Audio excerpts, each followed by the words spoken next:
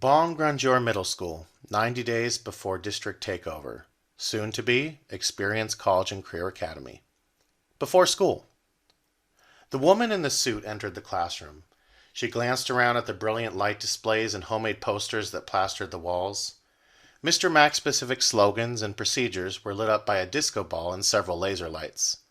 Sydney Blackwell was reminded of youthful late-night Seattle raves in the 90s, a past she had left behind, thank God. She enjoyed being the woman in a suit. For a brief moment, the teacher sitting at his desk failed to realize her presence. He was focused on his computer and singing what she recognized as Seasons of Love from the musical Rent. He seemed such a strange contradiction. The first time they met, he seemed so straight-laced and mechanical in his thought process. But now she could observe his quirky and emotional nature. 525,600 minutes, 525,600 moments so dear. He belted out and then stopped abruptly, sensing her presence. He muted the song. Mr. McAlpine, Mr. Mac for short, stared blankly at the stranger. There was something very familiar about her. He knew he had seen her before, but could not place exactly when and where. Suddenly, a printed word on a business card flashed into his mind. E-Libly. A few months ago. Months earlier, the teacher had been invited to present a session on cage-busting teacher leadership at a statewide educator leadership conference. He had been honored by Frederick Hess for his work at Bon Grandeur Middle School. Cage-busters were people that broke out of their defined job roles, that questioned long-standing rules, that asked the question, is this really the way it has to be? Mr. Mac's session featured unique teaming methods that he had designed, leading to dramatic increases in achievement in low-income schools. He had recently written a book that designed a unique school and was looking for school leaders to give his ideas a go. Sydney Blackwell had heard about this session and was looking forward to what he had to say. Sydney had been sent by her company, E-Libly, to scope out the local talent in education. E-Libly was not usually a company that took an interest in the education sector. The acronym itself stood for Experiencing Life, Beauty, and Luxury. Clients of E-Libly were millionaires and billionaires that paid exorbitant amounts of money for unique, seemingly impossible excursions. Want to be a doctor and save someone's life? No medical degree? No problem. E-Libly. Want to secretly compete in and win a NASCAR race as an alter ego? E-Libly. The company's exclusive and anonymous clients had enough money to buy whatever they wanted. But impossible life experiences, that was E-Libly's job. The company excelled at making the impossible possible. Recently, a billionaire casino mogul had made an unusual request, along with a $500 million donation to the company, to fix education in Nevada. The mogul had strict rules in place for his year-long request. The experiment would involve one school. The school had to be low-performing and in a poor neighborhood. The leader of the school had to be a Nevada educator with unique vision, and nobody on staff at the school could know about the experiment. The mogul believed in public education, as he was a product of Nevada schools, and he was not enamored by independent charters and the fact that kids had to apply and be accepted through a lottery for entry. Thus, a uniquely zoned district charter school would be necessary. The school would still be considered a Nevada public school, but this allowed for an independent board and a unique approach. The mogul knew that he would have to shake the right hands and massage the right backs for government approval of this unique charter school, but this was necessary. Money can move mountains in Nevada. A few backroom deals, and he was assured by government officials that the lowest performing middle school in the valley would go district charter the following year. The kids that the mogul wanted to serve were the very ones whose parents wouldn't see the value in applying for a charter school. Thus, the model became opt-out rather than opt-in. Parents would be alerted of their acceptance into the school, and they would have to fill out several forms to opt out. Uninvolved parents and students would fail to fill out the withdrawal paperwork, and presto, the right kids would attend his school. The ones that few believed in, the kids that needed this the most. Whatever school leader and model was chosen, the casino magnate wanted the model to be reproducible. However, he also wanted Nevada to start funding education like New York. Nevada spent $9,000 per student and ranked near the bottom of school funding. As a result, Nevada had some of the highest class sizes in the nation and a significant teacher shortage. On the other hand, New York spent the most per pupil at $24,000 per student. With so much money floating around in the hands of casino millionaires and billionaires, he knew that his friends could afford a whole lot more. He graciously and gladly would provide the extra funding for this school on his own, funds that would equate to the same per pupil spending as New York.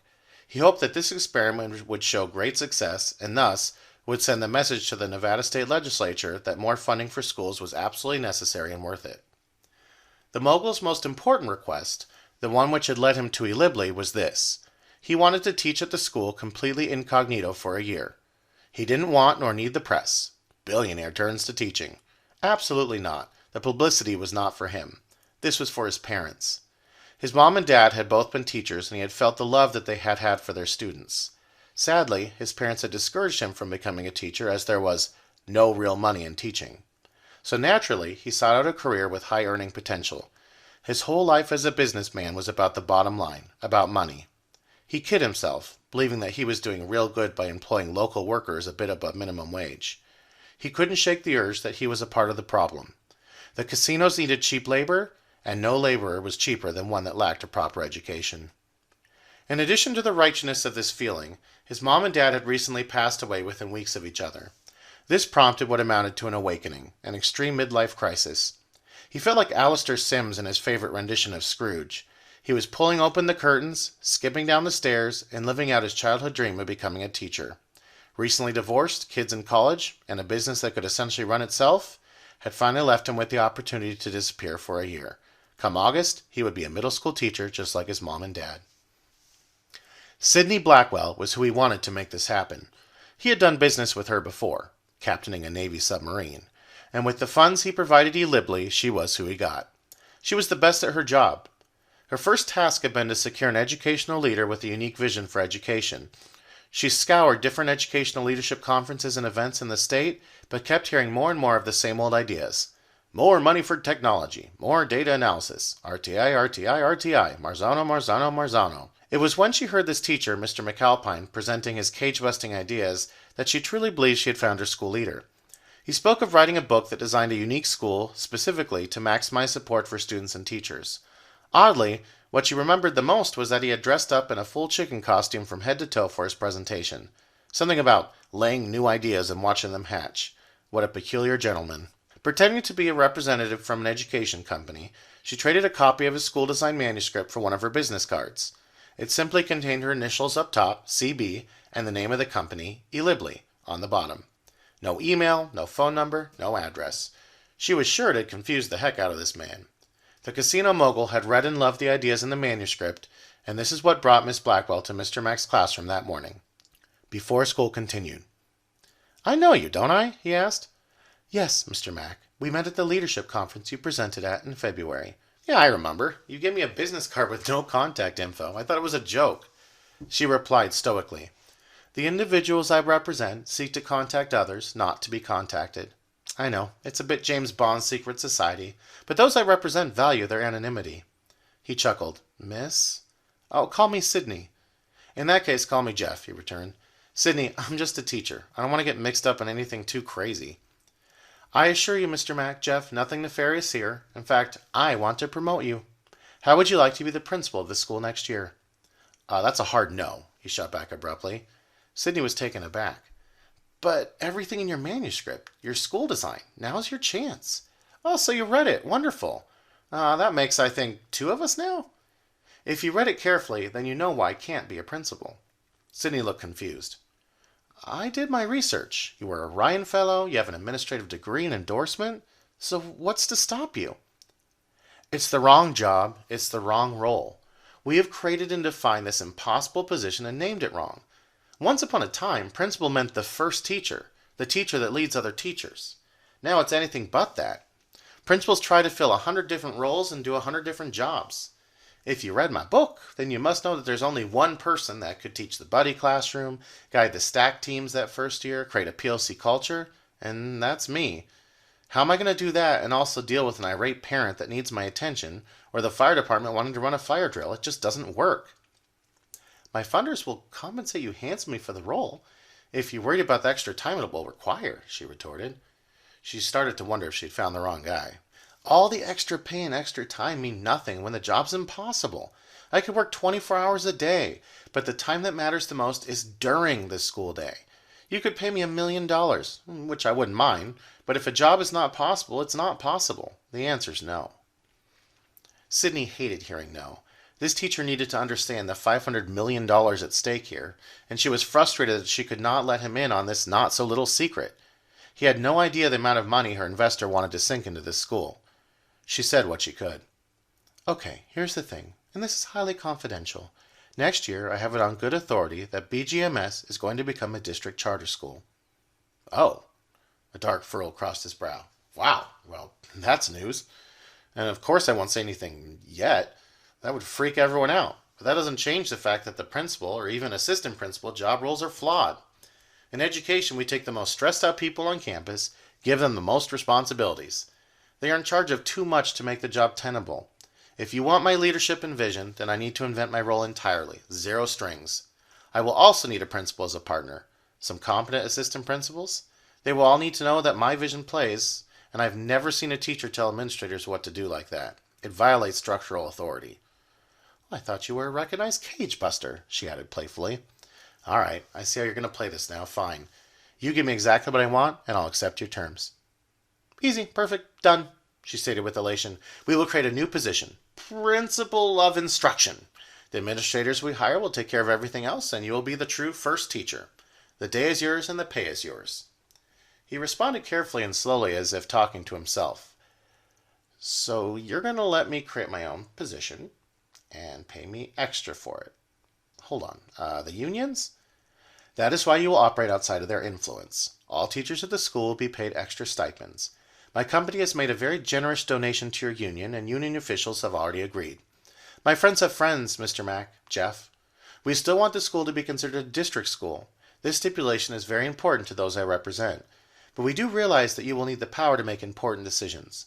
One item we negotiated and won for you is that you will have the power to pick and choose the teachers at the school the first year. You want them gone? They are gone. Excellent. Then nobody leaves unless they want to. Excuse me? You heard me. We tell them as soon as possible what's going to happen, and we let them decide for themselves. But surely you'll want to hire better staff, more qualified people. Nope. And I'm beginning to wonder if you actually read my book. Sydney flushed red. She had rarely been accused of not doing her homework. Mr. Mack noticed and quickly added, No need to take offense. It's difficult to let go of traditional thinking. I'm assuming you're from the business world, and if somebody's underperforming, you just let them go. In education, it's necessarily very different. We take good people, put them in lousy positions, and ask them to do the impossible all alone. Hey, here's 200, 300 kids. Now work by yourself, make sure they all learn. It's no wonder we have an extreme teacher shortage right now. We can barely keep a single teacher past 5 years. If you lost half of your employees in whatever business you're in after 1 or 2 years, what would happen to your business? Half? Oh, that would not be sustainable. We would have to re-examine our practices, change for the sake of retention, add perks, raise salaries, improve working conditions. Exactly. And who's doing that for teachers? Pretty much nobody. Instead, we're blamed and made to feel inferior by everyone. From students to parents to community members to administrators, heck, even from fellow teachers. We tend to eat our own. So I will not and cannot blame the teachers at BGMS and keep some and discard some. Unless they themselves choose to leave, they stay. And we show them respect by letting them know tomorrow morning what's going to happen next year. No secrecy, just the truth. It's a deal. They'll find out tomorrow, stated Sydney, reaching out her hand. So can we shake on making this happen next year? I think I might regret this, stated Mr. Mack as he shook her hand slowly. What kind of compensation are we talking about here? Nah, don't want to know yet. Let me dream. I still have 1,000 questions and I forgot to watch the clock. My students are coming into my room in a few minutes and I need to get ready. I'm afraid I'm going to have to ask you to become a volunteer or to leave. Oh, actually, you're not going to be teaching today. Your students are being sent to the theater all period to learn about diseases and medicine from a local medical doctor. I know that earlier in the year you had a unit on disease, and so my funders at ULibly took care of everything for today. We should be uninterrupted. Mr. Mack didn't know what to think. Who was this lady that could suddenly give him a day without students? He wasn't one to complain, and his only regret was not being able to be there for his students in the theater. He wondered what they would be learning about. Okay, well, that's unexpected. So what am I doing today, then? Today, my assistant will be joining us, and we'll be observing teachers in classrooms. He paused, lost in thought. So all three of us are going to go into classrooms together and watch teaching, he pondered. Yes, you got it. So you know that's going to look awfully strange, right? For my sake, I visit other classrooms during my prep, so nobody will be thrown when I enter the room. However, two people dressed in suits flanking my sides are really going to freak people out. I won't be well liked afterwards." "I get it, but today is a non-negotiable for my partners. They want to hear what you have to say about teaching. You offer a unique perspective we can't find in any textbook. My very large team have looked through every textbook we can find, and it simply isn't there. We want to better understand your thinking about teaching and learning. Help us develop an idea for what we should expect in classrooms next year." Sounds like I don't have much of a choice. "Oh, you always have a choice. I can walk right out that door and you'll never see me again." Oh, tempting. "All right, let's get on with it," sighed Mr. Mack. Period 1, Mr. Traeger, Math 6. On the way to the first classroom, Sydney was joined by her assistant. He was an old grizzled man with long white hair and thick glasses. He said nothing. He spent the majority of his time scribbling vigorously on a yellow sketch pad. Miss Blackwell actively ignored her assistant and even failed to introduce him, so Jeff just assumed that her assistant's anonymity was important to her. Mr. Mack, Miss Blackwell, and the assistant entered Mr. Traeger's classroom. Mr. Traeger glanced at the trio, shook his head, furrowed his brow, and then went back to work at his desk, obviously upset. The students had a worksheet in front of them, and Mr. Traeger stayed parked at his desk the entire time. Every once in a while, he would get up and walk around the room. Student behavior was a mixed bag. Several students stared at the paper. Occasionally, they would pretend to move their pencil when the teacher glanced up. Frequently, students would turn toward their partner, whisper something inaudible, and giggle. Cell phone light could be seen emanating from the laps of a few girls in the back. Mr. Traeger would yell across the room, "Get to work! Stop talking! Those better not be phones I see out!" After 20 minutes of this spectacle, the class transitioned. They all took out their laptops and signed into the math program Accelerate. After a few minutes, they were staring at a screen, working on problems in a math program. The disengagement seemed to get worse all at once. Now it seemed like over half the class was off task. They quietly chatted so as to avoid the ire of the teacher, whom paid little attention to them. After about 20 minutes of the same, the trio exited the room and went back to Mr. Mack's classroom. "So, pretty typical math classroom, right?" stated Miss Blackwell. "Nothing too great, nothing too horrible. I love the math program they used. In fact, the founder of Accelerate Math Software is a client of eLibly." Mr. Mack chimed in. "Well, I imagine they would be. All the money in education seems to be spent more and more on tech programs. I just refer to computer learning software as bright worksheets, just more of the same." "So that's not really fair," Miss Blackwell corrected. "When they were on the computers, if they got it wrong, the right answers popped up." "Yeah, I'll give you that. Feedback is immediate in the program, and I call that type of feedback inanimate. It's the least engaging and least flexible feedback available. However, I'm getting ahead of myself. Notice that the same kids that were disengaged on paper worksheets were disengaged on the computer. This became worse and worse over time. Imagine you spend most of your life watching beautiful big screen color television, nice rich 8K quality and clarity. Suddenly, someone gives you a black and white fuzzy 12-inch TV. Think of how likely you are to want to engage with that TV. Video games are incredible. We have VR games that almost mimic real life. Yet, we give a kid a computer, a few animated penguins present math problems, and then expect this to really engage them. On top of that, our brains are wired to learn socially. We had hundreds of thousands of years without screens. Feedback and learning are naturally designed to occur in social environments. We learned working with others. Somehow, teachers seem to have forgotten this. Additionally, the pandemic has made this even worse. Teachers resisted technology for years, but all of a sudden, when kids were at home, we were forced to use the tech. Now, people are familiar with it, and they brought the at-home, on-a-screen experience into schools. Crazy. As we knew this experience barely worked during the pandemic, how many kids just checked out at home? Sydney chimed in. Okay, so forget the technology. I understand what you're saying. Well, what did you think of the worksheet then? Teachers have been using worksheets for years. Yeah, independent work. So here's where I anger a lot of people. I don't do it. Don't need it for learning. The assistant grumbled a little, speaking quietly to himself. This got Jeff's attention, and he turned towards Sydney's assistant. I'm sorry, sir. What was your name? I didn't catch it.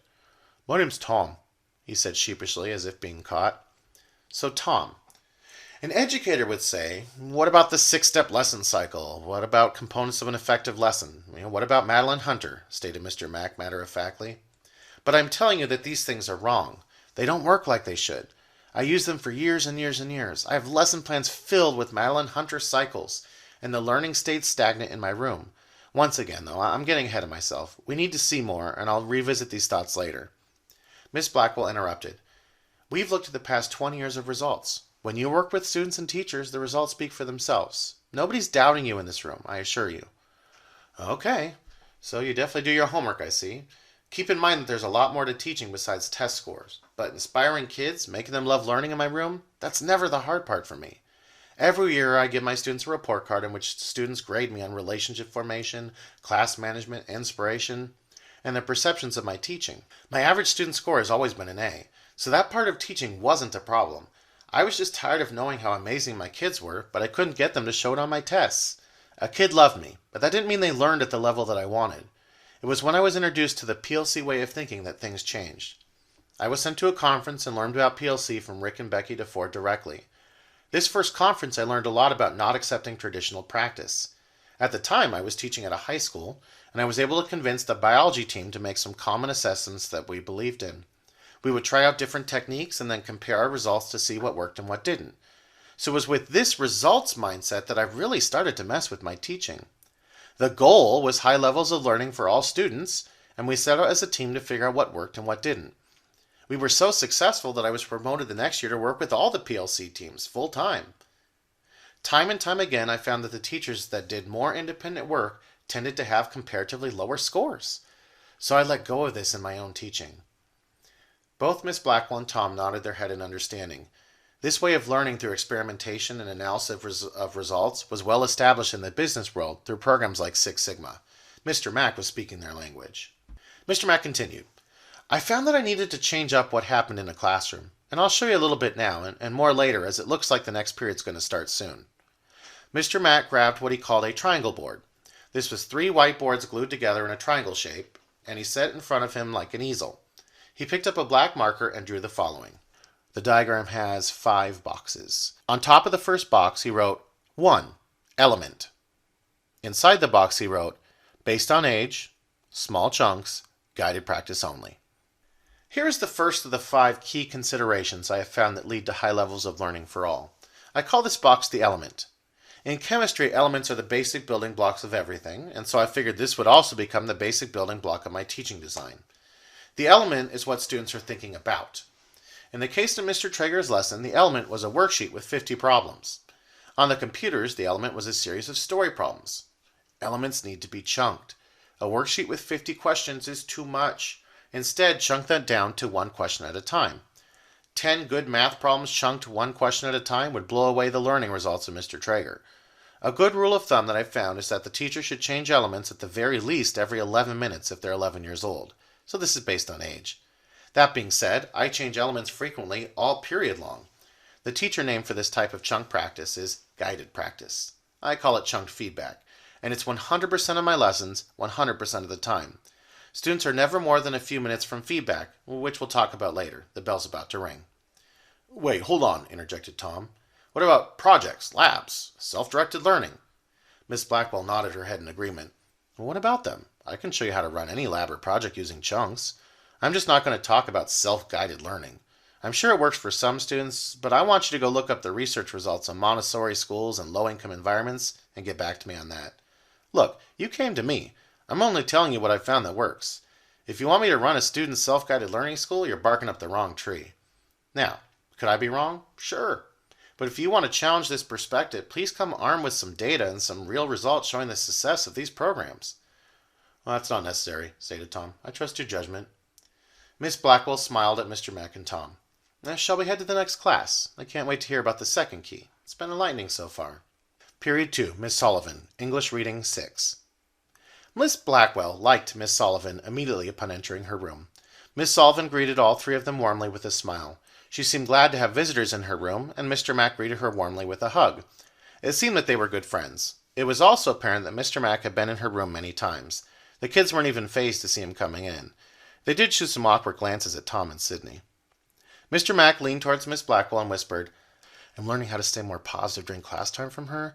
Watch how happy she seems when she teaches. Students had in front of them a novel, and they were using a strategy called positive popcorn. One student would read a page, and at the end of it would say, Popcorn to Olivia, I love her hair. Olivia would then begin reading the next page. When Olivia was done with her page, she continued the process by popcorning to another student by name and adding a compliment.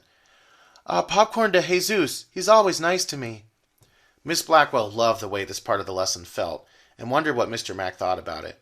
It really did seem chunked the way that Mr. Mack had described. Every once in a while, Miss Sullivan would interrupt the popcorn to ask a question. Sometimes she would ask students to raise a hand. Sometimes she would pull a popsicle stick out of a jar to call on a random student. One time, a student asked a question about the story, and Miss Sullivan had students turn and talk to their groups about the question. The children seemed engaged in the lesson.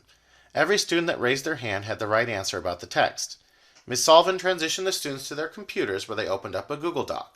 The document contained questions about the chapter that the class had just read together. The teacher told students to work with their teams to answer the questions. As Miss Blackwell walked around, she noticed only a few students working with their partners.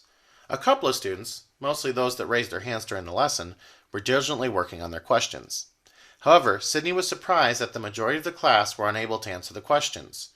The students' answers were vague, unspecific, and showed that they had failed to understand the chapter.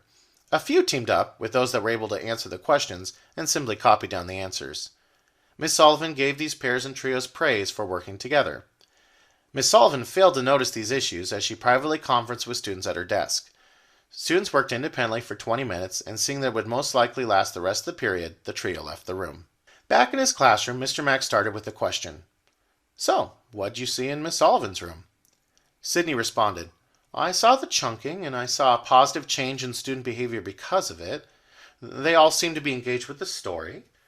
Miss Sullivan seems like an amazing reading teacher. I had a few teachers like her when I was in school, and they really made my day. I enjoyed learning from them." "I agree.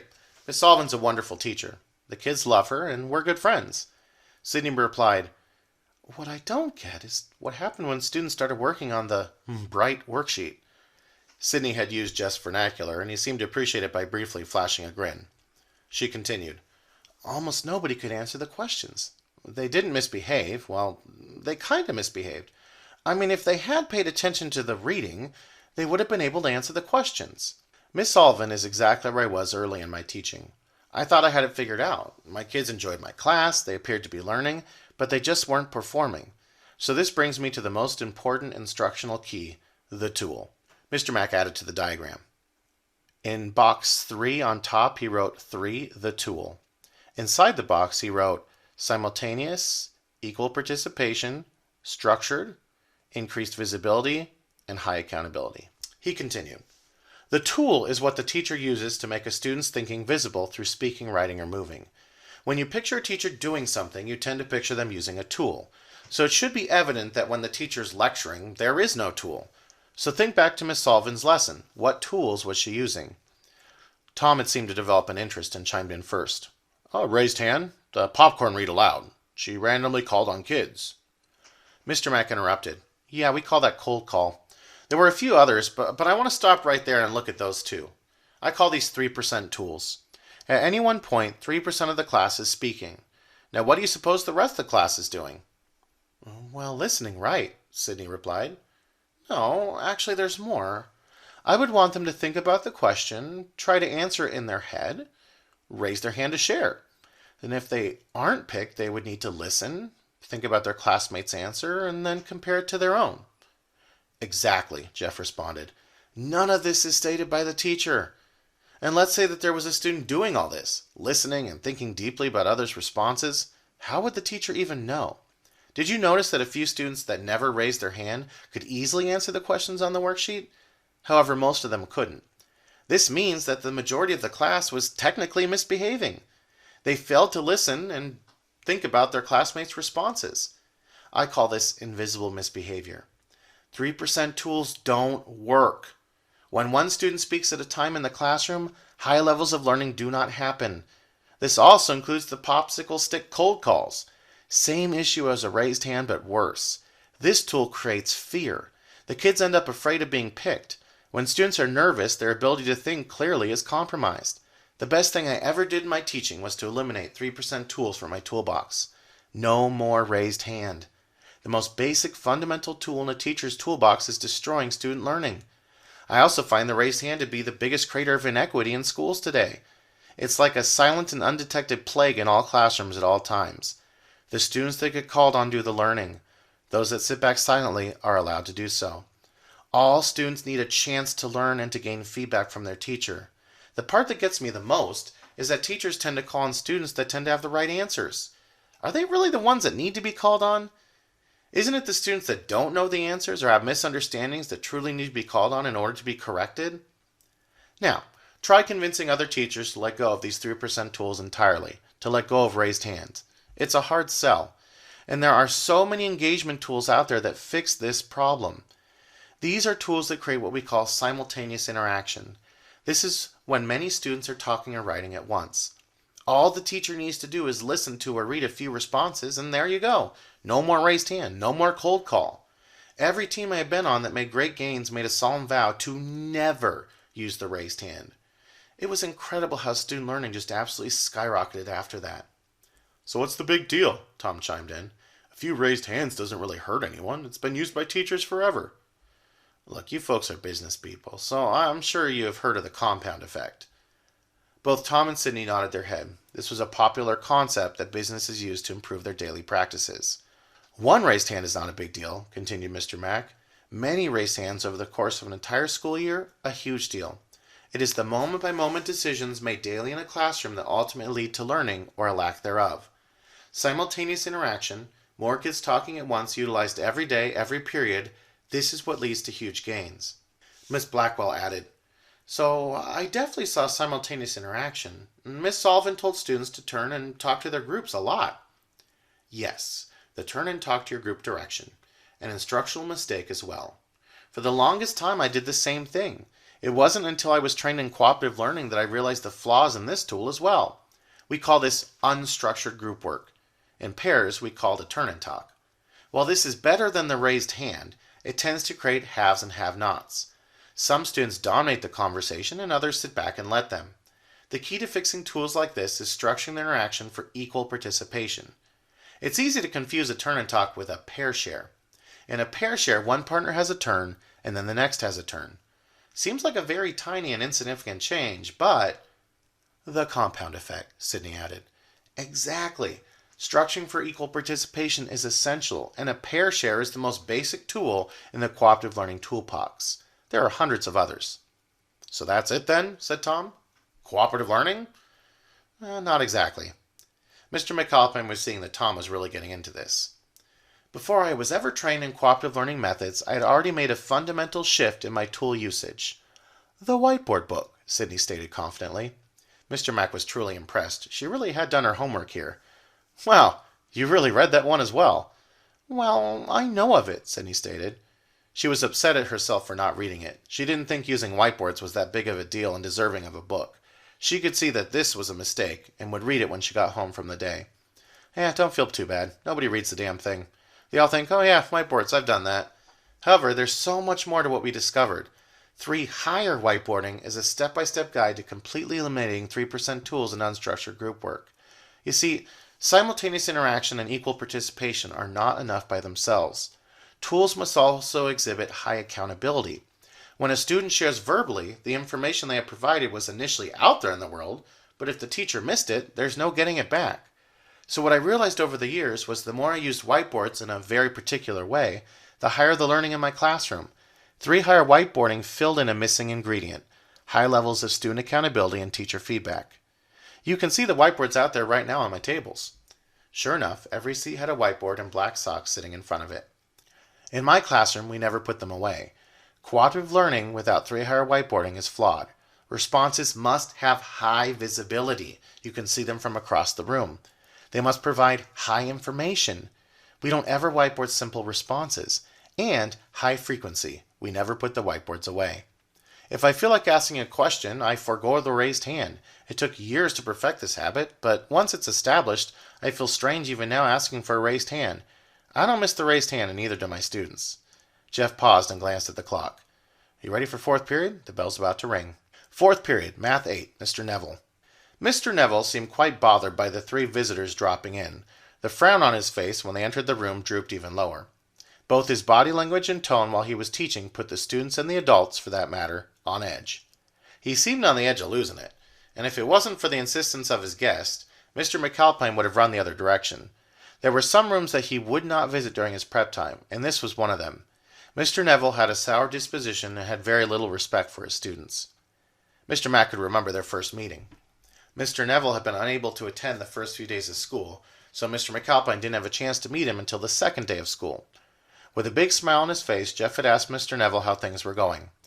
Mr. Neville looked him in the eye, adopted his signature frown, and had said that all of his students were hoodlums. He continued by adding that many should be locked up and that they couldn't even add or subtract. So seeing two strangers and McAlpine, whom he regarded as an idiot and a bleeding heart, enter the room, set Mr. Neville on an in-the-moment quest to prove how dumb these kids really were. "Gerardo, read this story problem out loud," stated Mr. Neville gruffly. Sarah has 10 pizzas and needs to serve the pizzas to customers. Mr. Neville interrupted. "Trinity, take over, please." Trinity read the story problem while Gerardo flushed with embarrassment. "Okay, Trin, what do we cut pizzas into?" Trin stayed silent until Mr. Neville went back to Trinity. Slices, Trinity said while flashing a nasty look at Trin. "Great, Trinity," stated the teacher. And everyone count out loud the pieces on the diagram." A few students counted out loud. 1, 2, 3, 4, 5. "Excellent job, class. Good counting," replied Mr. Neville. "Now here we have two answers below. One has a thumbs up next to it, and one has a thumbs down. Vanessa, what does a thumbs down mean?" Vanessa adopted a look of panic, and as if asking a question, she said, not good, bad? "Yes, Vanessa, that's a great answer." The class period went on like this, with Mr. Neville calling on random students and asking them one little tiny bit of information at a time. When each problem was solved, the teacher would write the answer in a workbook that was projected on the screen, and students would copy what he wrote. Mr. McAlpine, Miss Blackwell, and Tom left the room sooner than they had the others. All three were shaking their head as they returned to Mr. Mack's classroom. Miss Blackwell began the conversation. "Well, so that was definitely chunked into pieces," she observed sarcastically. The main tool he was using was cold call for sure. So let me see. Equal participation, simultaneous interaction not present, and accountability was very low. Exactly, responded Mr. McAlpine. One extremely ineffective tool he used was teacher write and students copy. We are so obsessed with journals, workbooks, note-taking. Would it surprise you that my students have taken absolutely 0 notes and written in 0 journals in the last couple of years? The less they copied, the higher my scores.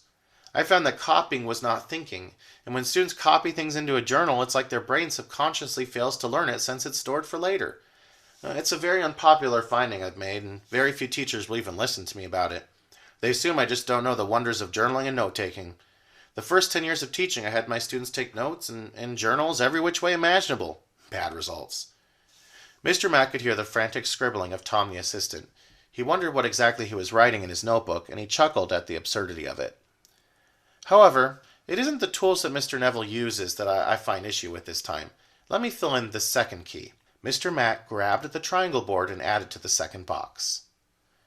Above the second box, he wrote 2, interaction. Inside the box, he wrote scaffolded low to high, clear using frames, varied. Mr. Mack continued, the interaction spells out exactly what students are going to do with the element. How are they going to think about it? Teachers must be clear on the question, task, or thinking frame that students will utilize when interacting with the element. While it is important to start with some lower-level interactions, the teacher must build towards more complicated ones.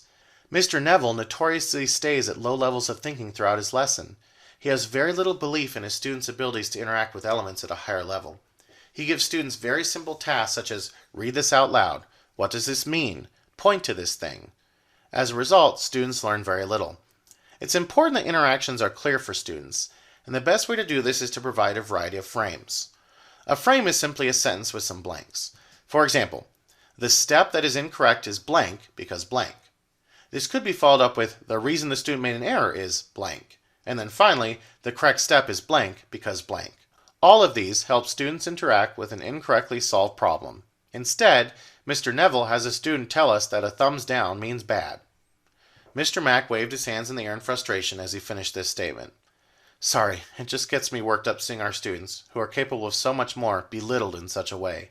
Students then act how they're treated. They know that he thinks they are stupid. They internalize this feeling, and it makes it so much harder for them to believe that they can accomplish amazing feats of learning in my classroom. Both Miss Blackwell and Tom had little to say in response. They saw exactly what Jeff saw, and it was heartbreaking. However, they couldn't have quite put their finger on the instructional error in the classroom. Mr. Mack had spelled it out succinctly for them. The teacher must build students' skills so that they are able to accomplish higher level interactions such as solving a story problem on their own. Instead, there are some teachers who stay low level forever. On the flip side, there are some teachers that set their students up for failure by using interactions that are way too high for students way too soon. They can reach higher levels of thinking, but this has to be scaffolded and built over time. Both teachers that utilize low-level interactions and those that use high-level interactions too soon make students feel dumb. A teacher has to very carefully design interactions so that students become successful learners. Sydney glanced at the time on her phone. It looks like we've almost missed lunchtime. Tom and I will give you a brief break. Let's meet back here in 30 minutes. Mr. McAlpine agreed. He definitely needed the break. 30 minutes later. 5th period. Miss Cantelli. Social Studies 7. Miss Blackwell had a great time in Miss Cantelli's classroom. Miss Cantelli led some amazing discussions. While she did use raised hand and unstructured group work, most students seemed engaged in the learning. The specific lesson that she was facilitating involved the Boston Tea Party. Miss Cantelli was dressed in a costume that matched the time period, and she spent the whole period attempting to talk with the vernacular of the time. She played music from the time period, and students simulated being on several different sides of the conflict. The teaching was quite performative, and kids seemed riveted by it. They even threw a bunch of tea bags into a fish tank filled with water and a fake model of Boston Harbor. Miss Cantelli played the role of the Queen of England. The class had a lively debate concerning taxation without representation. Students met with their large groups to decide on their debate points, and then representatives from each team shared their points. Throughout the lesson, Miss Cantelli would throw in a few article reads and turn-and-talks with partners concerning pictures of artifacts she displayed on the screen. The whole class period was a spectacular performance. At the end of the lesson, students were given a ticket out the door on what they had learned from the lesson. Miss Blackwell took this time to privately chat with Miss Cantelli in a corner of the classroom. "Wow, that was quite a lesson. I really enjoyed watching you teach. The kids seem to love it as well," whispered Sydney. Miss Cantelli smiled at this strange woman kindly and whispered back, "Thank you. I love teaching, and I want to make sure my students love learning." The two nodded at each other as if to say, "I see you." The bell ending 5th period rang, and the students dropped their slips of paper into a basket as they left the room. Sydney, Jeff, and Tom expertly navigated the students in the hallway as they wandered back to Mr. Mack's room. The trio needed a break before heading to their 6th period observation. They sat in their regular spot, and Sydney glanced at both of their faces. Both Tom and Jeff were displaying the most irksome looks of disgust on their face. "What's wrong now?" Sydney sighed, exasperated. "I think you should tell her, Tom," stated Mac. Tom began his tale of woe. "Well, I was sitting next to Jeff, and you don't mind if I call you Jeff now, do you?" Mr. Mac shook his head. Tom continued. "Jeff started by pointing out all the amazing, inspirational choices that Miss Cantelli was making. He pointed out all the time that she had spent putting together the lesson. He said, and I agreed with him, that she could probably convince the kids to learn anything that she wanted to. Well, I kept waiting for the interactions, like we talked about, and there were a few, but they were all very personal. How do you feel about? What do you think about? What would you have done differently if?" Tom paused and tilted his head in confusion. I love the conversations, but I was just wondering what kids were really learning. They were experiencing a great lesson. I just assumed they were learning some amazing things. Then Jeff asked me to walk around with him during the ticket out the door quiz, and I could not believe what I was seeing. Nothing. For all but 4 students, they had learned practically nothing. I started to think this was a mistake, so I kept looking from paper to paper to paper. Nope. The first question was multiple choice and asked them what the Boston Tea Party was all about, and the majority were getting it wrong. Easily tricked. Then when they wrote about the viewpoints, I noticed a lot of misconceptions. The students that did well were the 4 debaters. I just can't believe that a lesson so inspirational and well-designed did not lead to higher levels of learning." Tom slumped down in his chair. "Yeah, I get exactly what you're saying, Tom," replied Mr. McAlpine empathetically. "That lesson was exactly where I was 15 years ago. I believe that teaching was about inspiring students. If I had the right costumes, the right simulations, the right music playing, fun activities, hands-on, projects." Jeff paused, pondering lessons and students from long ago. "I had this spectacular CSI unit. Students would enter a classroom under police tape, CSI music playing, police lights illuminating the dark room. A dead body was set up in the corner. Fake, of course, but with blood splatter, broken glass, crime scene placards. It was quite a setup. We would spend 2 weeks investigating the crime scene using scientific methods and measurement. We would gather facts, make conclusions from those facts. At the end of the project, I would give a test on the content and the skill I wanted them to learn, and without fail, or rather with fail, over half the class had not met my learning targets. Students would also write up a story about the crime using the evidence we had gathered, and the stories were just plain riddled with inaccuracies and misunderstandings. I almost quit teaching at this point. To put so much work into something and not be successful, I mean, don't get me wrong, students were inspired by the unit, but I couldn't understand how this inspiration failed to translate into learning. I started to believe I wasn't a good enough teacher for my students. "So what kept you in the classroom?" asked Sydney.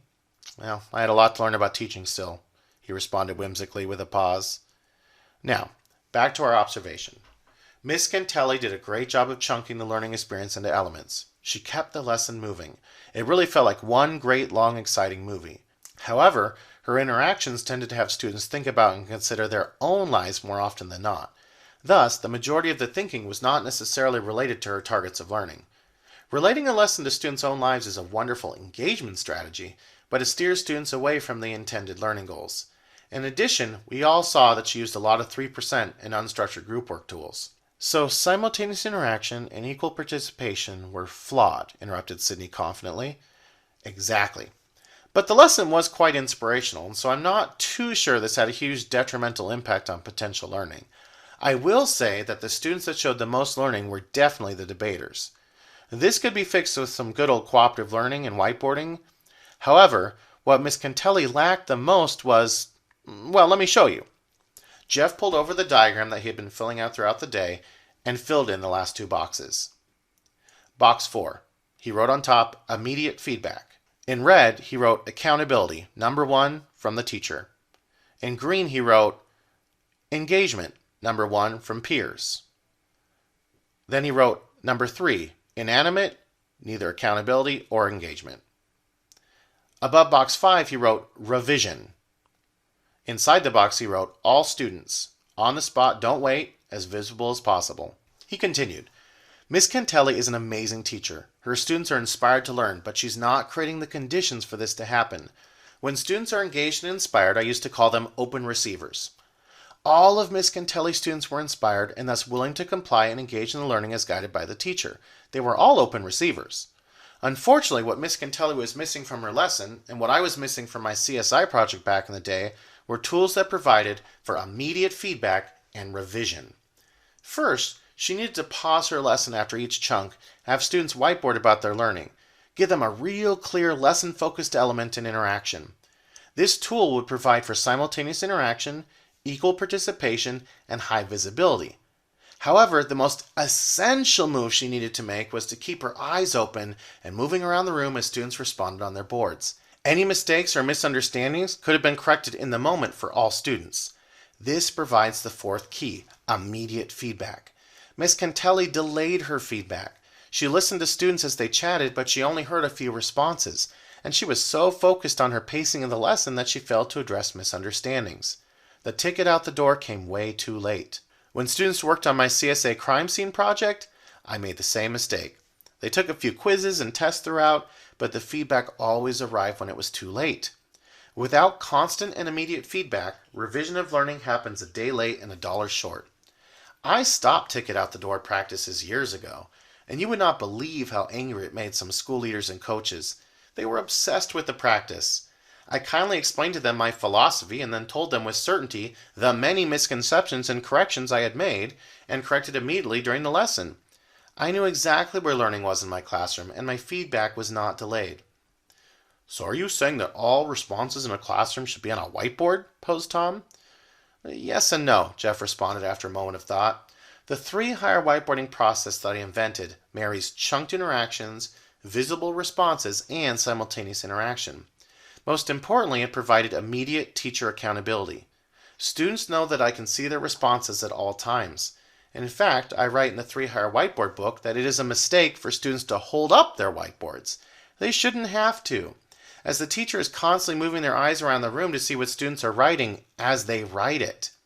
This is how immediate the feedback needs to be. Teacher feedback provides the highest feeling of accountability. So yes, the whiteboards in my classroom never go away. That being said, whiteboarding is second to peer feedback in terms of engagement. It's much more engaging for students to give and provide feedback from peers during cooperative learning structures. Thus, whiteboarding should be used for high levels of accountability with immediate teacher feedback, and cooperative learning should be used for high levels of engagement with peer feedback. Sydney had a puzzled look on her face. So you mentioned this before, but I see you wrote down inanimate feedback. Yeah, that'd be feedback from a non-living source, such as on paper, like checking your answers in the back of the book. A more common way of providing inanimate feedback that has dominated education for a decade now is inanimate feedback from a computer program. Like I said before, but it bears repeating, computer-based feedback has expanded to unprecedented levels post-pandemic. Students do not feel accountable to a computer screen, and software programs tend to be horribly disengaging. We are social creatures. We evolved for hundreds of thousands of years without screens. Our biology craves feedback from other human beings, especially those that we view as peers. Sydney wondered what the investors at Accelerate would think about this view. However, this did help her understand better why the students in the first math classroom they had visited were so disengaged when using the software. All right, last but not least, the fifth key. Immediate feedback must be coupled with on-the-spot revision. Students must demonstrate that they've taken in the feedback and that they can adjust their answers because of it. This can't be delayed.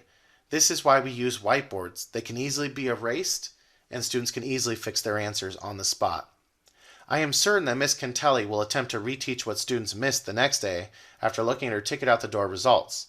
At that point, it's just too late. The learning and revision has to happen on the spot. Tom chimed in with an exasperated tone.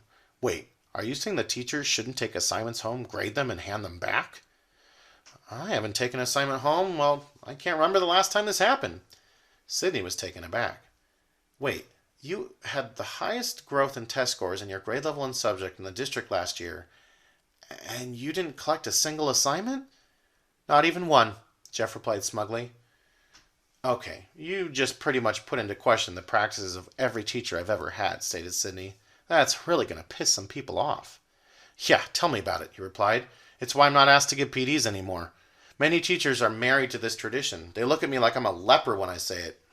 Sydney started to wonder if Jeff was the best choice for their educational experiment. Jeff laughed. I see it in your face, too. I know what you're thinking. Wait until I tell you some of the other traditions I let go of that piss people off. Here's the thing. I adopted a completely experimental viewpoint as an educator. If something worked well and I had evidence of it, I kept it. If it didn't work well, I let it go. It didn't matter what tradition dictated in my mind. I was tired of making what I thought were all the right moves as a teacher and being confronted with a lack of learning. I am certain that these practices are fine and dandy for most students in Summerlin, but where I teach, everyone seems to be convinced that their methods are wonderful. It's the kids that are the problem. So I couldn't afford to just keep teaching like everyone else. I spent decades trying to figure out what worked and what didn't. The learning that worked just seemed to always fit perfectly into the 5 keys diagram. I call it the McAlpine frame. Not from vanity, mind you. I named it after me because after years of trying to convince others of its utility, I still remain the only one that believes in it and uses it regardless of my results. Well, Jeff, that's about to change, stated Sydney. Tom grinned and nodded his head. The pause in the conversation was interrupted by a muffled song from Miss Blackwell's pocket. All the single ladies, put your hands up. Sydney blushed as she pulled her phone out of her pocket. Oh, sorry, excuse me for a moment. She turned away and whispered into her phone. What? No, you can't leave. We aren't done yet. Okay, I understand. Sydney turned back towards Tom and Jeff with a disgusted look on her face. That was Bill. He's been called away on urgent business. They're sending his 6th period back to the classroom right now. I very much wanted to watch a teacher's 6th period and to continue our conversation. Well, actually, that's not a problem, replied Mr. Mack. I'll teach my 6th period kids. You can watch me. Let me put your money where my mouth is. I'll personally show you the 6th key. Tom and Sydney looked confused. Wait, Tom interjected. I thought you said there were 5 keys. Well, 5 keys I'm certain of. I'm still working on the 6th key. I discovered it in the last few years and I'm still proving that it belongs in my model. It really does complete the entire idea. I'm still experimenting, but the results from this last key are just remarkable. Jeff glanced at the clock nervously. If his students were on the way, they would be to his room in a matter of minutes. I'll have to talk about it after the lesson. I need to get ready. 6th period, Mr. McAlpine, Science. Tom spent the entire lesson jotting down exactly what happened onto his legal pad. His notes are displayed fully here. Item 1. Mac in full baby costume, diaper on head. Kids laugh and smile as they enter the room. They read a sign hanging from the door giving them important directions. They pick up a paper in the basket as they come in. Music video playing showing Mr. Mac's children as babies on board. Fake whiteboard up on screen as well with a personal question and review questions that students work on. Item 2. All sit down, take out whiteboards, start writing right away. Not silent, but not loud. 3 conversations, but all are about the review questions. Next item. Mac quickly takes attendance and walks around the room, reading the answers to the personal questions, stopping, having little chats with students. They smile and laugh. Feels like a family. Next item. Mac shows answers on fake whiteboard up front. Students quick pair share, celebrating, revising answers to review questions. Next item. Mac changes slide to show some sort of box called Punnett Square. Mac stands in center of the room glancing around. Students silently and diligently solve the square and write about what it means on whiteboard. Every single student. I can't find any that messed up. I don't get it. How? I don't remember this stuff from school. He didn't even teach them or prepare them. They just solved it. Students instructed whiteboard teach. They turn to each other and teach each other like little teachers using their whiteboards. Mac continues to watch and listen in center of the room. He writes a few notes down, corrects a few students. Note, ask him what was written down. Next item. Students just did something called a rally quiz with genetics words. Amazing levels of participation and engagement. I see what he means about peer feedback as highest engager. Every pair I listened to seemed to know the answers. The few that didn't were coached by their partners until they got it. Mac walks around talking to kids, laughing, smiling, listening. Next item. Can't believe it. Mac just had them write on their whiteboards, analyzing genes related to cell parts and organs. The strong majority, 33 out of 37 of students recall the cell parts, organs, can relate easily to current learning. Mac mentioned being proud of remembering learning from 6 months ago. Next item. Class performed some sort of strange movements using terms like zygote, gamete, chromosome. Not sure what means, but very engaging partner practice with movements. Next item. More activities with more whiteboards. Mac continues to watch and makes in-the-moment corrections. Students change on the spot. They teach each other and revise like he said. Next item. He sees what they're writing on the whiteboards and shares good ideas and cautions against misconceptions. The feedback is immediate, just like he said. Students change or revise their boards right away, just like he said. He just had a student stand up and join him in reading boards and giving feedback. So amazing. Next item. Topic seems to have changed to organs and organ systems. Same engagement, same methods, movement, whiteboards, cooperative learning. Next item. Topic now bacteria. How is he teaching so much in one class period? No, not teaching. They all just seem to know and remember. Must ask how. End of list. After school. The last student in the classroom waved goodbye with a smile and left the room. Tom, Sydney, and Jeff, now seemingly thick as thieves, huddled around Mr. McAlpine's desk in his classroom. The 2 visitors were full of questions. The main question Tom had being, how? I mean, every student solved that. What was that, Punnett Square? They understood it. They taught it to each other. Every kid. I haven't seen that. And you didn't teach it. They just remembered it right away. No preparation. Huh. Yeah, surprises me sometimes as well, stated Mr. McAlpine. When all 6 keys are together, they all just seem to learn at high levels. Let me add the last key to the board. He grabbed the diagram and added the final key. Above the boxes, it has a circular arrow. It says number 6, adjusted spirals, and in parentheses, extended time. So when the diagram is complete, there are 5 boxes and a circle above. Box 1, element, based on age, small chunks, guided practice only, plus box 2, interaction. Scaffolded low to high, clear using frames, varied. There's an arrow that points to box 3, and box 3 above it says the tool. Inside the box it says simultaneous, equal participation, structured, increased visibility, and high accountability. There's an arrow pointing to the 4th box. Above the 4th box it says immediate feedback. Inside it says accountability, 1 to the teacher, engagement, 1 to the peer, inanimate, neither engaging nor accountable. Then there's a plus sign in the 5th box. Above it says revision. Inside the box it says all students, on the spot, don't wait, as visible as possible. Finally, above it says number 6, adjusted spirals, in parentheses, extended time, and a circular line with an arrow. He continued, I know I mentioned this earlier in the day, but let's dive into it now. See, I used to buy into the educational concept of components of an effective lesson. A woman named Madeline Hunter formalized what all lessons should have, and the educational establishment fell in love with her model.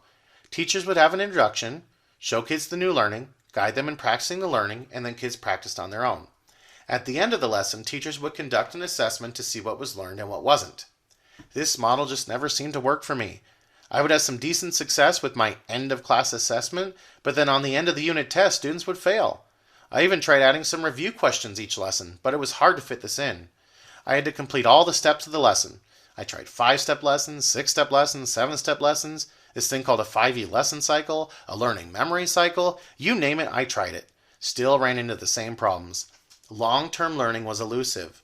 What made this worse was that students would seemingly forget everything over summer break. Next year's science teacher would claim that students didn't know anything that I thought they had learned. The same students that mastered my end-of-lesson quizzes showed very little long-term learning. I sort of stumbled on the 6-key realization on accident. Now, I knew the well-researched concept of spaced versus massed practice. This means that students are likely to remember things if they practice over time rather than all at once. Teachers use this to justify the occasional review. I decided to go all in on this concept. I let go of Madeline Hunter and started only focusing on designing chunks of learning with the McAlpine frame. I wouldn't spend more than 10 to 15 minutes on any one chunk. I would then change to a different chunk of learning. I didn't use any sort of lesson cycle. I would simply repeat my high engagement, high accountability activities every day. We could practice 8 different learning targets in one lesson. I would find ways to connect the learning between these to create a holistic picture of learning. But the days of intro, guided practice, independent practice, tickets out the door, and so on were over for me. I was a full-on spiral guy. I used to spend full lessons on Punnett squares. That first activity that you saw, kids would show mastery in the moment, but forget it by the time we took the test. They certainly all forgot it by the next year. This year, we have solved the Punnett square for 3 weeks straight. We solved one a day. I have never spent more than 10 to 15 minutes on that activity. Sydney interrupted. Wait, okay. I saw every single child in your class solve the Punnett square. It seemed unprompted. They didn't need any help. It was very impressive. Quick question, though. Go for it. Don't kids get bored repeating the same thing day after day? Well, that's a lot longer conversation, and my definite answer is no, they do not. In fact, they gain tons of confidence. My class is one of a few where they just seem to know stuff. They can feel themselves learning. To prevent boredom, it is important to fully understand the word adjusted in the diagram. As I spiral the targeted activities, I am always adjusting the other 5 keys. I will alter or change the elements. I may use different interactions to dive deeper in depth with the learning. I tend to change the tools used to engage the students. One activity may use some 3-hour whiteboarding, and the next day I might use a rally quiz structure with the same thinking. There are many ways to alter the learning frame so that each spiral feels both consistent and varied. Our brains crave both consistency and novelty. Adjusted spirals offer both. It really is an art. This is also how I'm able to continue some traditional classroom activities that inspire students. When we do a hands-on lab or activity, I use my spirals, but adjust them to fit the situation. When we do a high-interest project, the spiral learning is adjusted but does not go away. Like I said, it's a longer conversation that many educators and school leaders are not ready to have. Imagine going up to a principal and telling them that you don't use written notes, Madeline Hunter, 5-step lesson plan, raised hands, group work. They start to think you're a horrible educator and they dismiss everything you have to say. Test scores be damned, this person seems a lunatic. Jeff stared into space, remembering some rather uncomfortable conversation he had had over the past decade. It's hard to be different, to think different. Every year I have to re-explain myself to new teachers, new administrators. I'm tired of it. As he spoke these words, Jeff realized that he was also tired of being on a soapbox for an entire school day. Both Tom and Sydney nodded in understanding. In Sydney's line of work, you brought in the money, served your clients, or you didn't. The bottom line and customer satisfaction was all that mattered. However, if your business practices varied too much from the established norm, regardless of your benefit to the company, you were shunned and in all probability dismissed sooner rather than later. She found herself playing the chameleon around her peers at eLibly. While the organization was free-thinking, progressive, and outside of the public spotlight, it still valued a singular way of approaching its business. Tom glanced at Sydney, giving her a knowing nod. Jeff wasn't quite sure what was meant by this. He had a suspicion that Tom was a bit more than Sydney's assistant, but couldn't imagine why deception was necessary. He dismissed the feeling as paranoia. It seemed that Tom's nod was a signal to Sydney that it was time to depart. "Well, this was absolutely enlightening, Mr. McAlpine, Mr. Mac, Jeff," Sydney stated. "I am certain that you are the right person to lead our new charter school next year." "But not the principal, right?" Jeff stated. "I haven't forgotten," she replied. "I am sure Tom has taken good notes for me. Everything you asked for will be arranged. I will personally talk to the current principal and arrange for a staff meeting after school tomorrow. We will let everyone know right away. I am looking forward to seeing these ideas and the ideas in your book in action across the entire school next year." "I wish I could say I was looking forward to it," Jeff sighed. "Have faith and confidence, sir," she corrected. "I will give you all the support you need. We've got you." Jeff wondered exactly who "we" was, but dismissed the thought. Visions of stack periods, McAlpine frames, club times, and buddies danced in his head. He was more naive than he could have possibly imagined. The work would be harder than any of the three of them could picture. "Hey, about my salary." In the parking lot, Tom glanced over at Sydney as they walked briskly towards the limo that was parked around the corner. "So what do you think, Sid?" he stated. "He's the real deal, right? The way he broke everything down? I know it's different, but all clearly makes sense. He has something." She thought for a moment. "He's good, and he's right. Hiring him as a standard administrator was the wrong move. That was my call. But I can see the flaws in that design. Schools have complicated the position beyond feasibility. The first teacher leader has to be in a position to actually lead teachers during the school day. His ideas about instruction are spot on, but the system he set up to make the change is even more beautiful than the change itself." Tom responded, "I don't see why we need the development period that he wrote about. What was it called? Stack? Just set up the slides, have him explain his ideas exactly like he did today, and it's done." Sydney laughed. "With all due respect, you may be great at running casinos and making money, but there's a lot you need to learn about changing people's ideas and behaviors." "But see, Sid, that's why I hire people like you." "I don't think I like where this is going." "We need a billing administrator, someone to pose as a traditional principal, someone that understands change and can partner with them. I can't do it. I'll be teaching. Nobody can know who I am, but I'm going to need your help. If you can organize and manage impossible excursions for the richest people on earth, running one school should be a piece of cake. I can't do this without you." "Managing a school is very different. You know that, and you know this isn't what I nor my company signed up for," she sighed. "I'll double my compensation and your bonus," he playfully suggested. "Can you afford that?" she mocked back. "Sid, I can't afford not to do that. Just say yes to Tom." Sydney remembered her yacht moored in San Diego Bay, a gift from Tom after his incident with the submarine. She did enjoy the money. Tom batted his fake eyelashes and tipped his glasses toward her. "The answer is yes, but would you please stop calling yourself Tom and take off that ridiculous disguise? I'm just not digging the whole undercover boss motif." The casino mogul laughed as he took off his wig and prosthetics and jumped into the waiting limo. Sydney paused for a moment, shook her head with a grin, and entered the limo as well. She wasn't sure how she was going to explain this to the Libly board. She would have to spend a year as the fake principal of the school. While this wasn't the strangest request she had made in the past 30 years with the company, it was certainly the most time-consuming. The rich bastard had said that he would double his contribution. That would be $1 billion with a B. The Libly board would love that. It looked like the company would be involved in education reform for the first time, thanks to the requests of an eccentric multi-billionaire. Still, she wondered quietly to herself, what did I just get myself into? "What was that?" he said, giving her a quizzical look. "Oh, nothing. Pass the champagne, please." Her handsome and oh so very rich passenger obliged.